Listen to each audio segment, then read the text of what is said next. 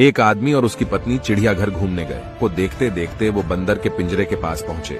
वहां उन्होंने देखा कि एक बंदर अपनी मादा के साथ बड़े जोश से खेल रहा था।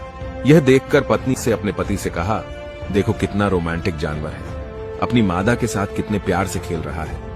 तब पति चुप रहा। तभी पति पत्नी आगे गए तो उन्हें शेर का पिंजरा नजर आया। वहां उन्होंने देखा कि शेर और शेरनी दूर दूर बड़े आराम से बैठे थे।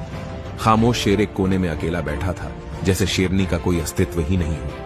यह देखकर पत्नी ने थोड़े दुखी मन से कहा, कैसे जानवर है, बिल्कुल अलग ही बैठा है, जैसे शेरनी को जानता ही नहीं। इनका आपस में बिल्कुल प्यार नहीं लगता।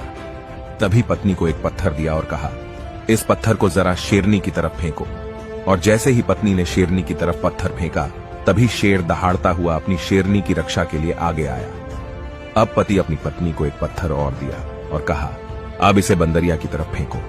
जैसे ही पत्नी ने पत्थर फेंका, वो बंदर अपनी मादा को छोड़कर खुद की जान बचाने के लिए तुरंत पेड़ पर चढ़ गया था। दोनों जानवरों को प्रतिक्रिया समझाते हुए पति ने अपनी पत्नी से कहा, बंदर की तरह झूठे और असंवेदनशील लोग अपने खोखलेपन को छिपाने के लिए अक्सर इस तरह के बाहरी दिखावे वाले रोमांस का ढोंग करते हैं। वहीं इसके विपरीत शेर की तरह लोग हैं, जो दिखावे से दूर तनाव मुक्त होकर अपनी जिंदगी आराम से जी रहे हैं। और आज के समाज में हमारे आसपास बंदर ज्यादा है और शेर बहुत कम है।